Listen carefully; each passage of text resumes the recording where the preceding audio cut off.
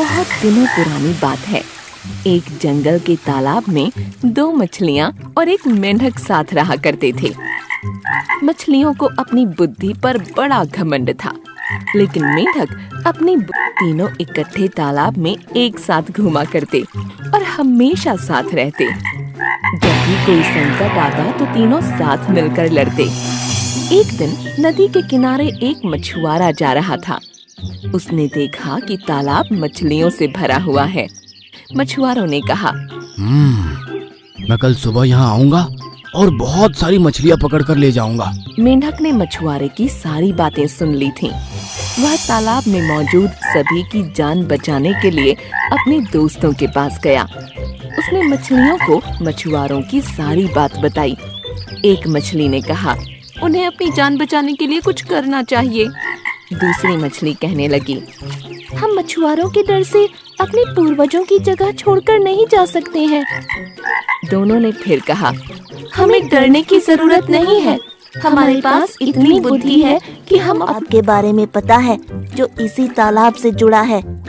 उसने तालाब के अन्य जीवों को भी साथ चलने को कहा, लेकिन कोई भी मेंढक के साथ जाने को तैयार नहीं था, क्योंकि सभी को उन दोनों मछलियों पर भरोसा था कि वो उन सब की जान बचा लेंगी। मेंढक ने कहा, तुम सब मेरे साथ चलो, मछुआरा सुबह तक आ जाएगा। इस पर मछली ने कहा, मुझे तालाब में छिपने की एक जगह पता है। तो दूसरी मछली ने भी कहा, मुझे भी तालाब में छिपने की जगह मालूम है। इस पर मेंढक ने कहा, मछुआरे के पास बड़ा जाल है, तुम उनसे नहीं बच सकते हो। लेकिन मछलियों को अपनी बुद्धि पर बहुत गुमान था। उन्होंने मेंढक की एक न सुनी, लेकिन मेंढक उसी रात अपने साथियों के साथ दूसरे तालाब में चला गया। दोनों मछलियों ने मेंढक का मजाक उड़ाया। अब अगली सुबह मछुआरा अपना जाल लेकर वहां आ पहुंचा। उसने तालाब में जाल डाला। तालाब के सभी जीव अपनी जान बचाने के लिए भागने लगे, लेकिन मछुआरे के पास बड़ा जाल था, जिस कारण कोई भी बचकर नहीं जा सका। जाल में बहुत सारी मछलियां पकड़ी गईं। उन दोनों मछलियों ने भी अपनी जान बचाने की बहुत कोशिश की, लेकिन उन्हें भी मछुआरे ने पकड़ ही लिया।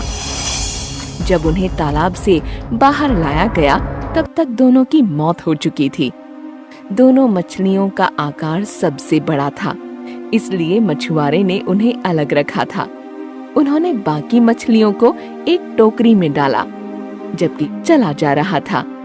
जब वह दूसरे तालाब के सामने पहुंचा, तो मेंढक की नजर उन दोनों पर पड़ी।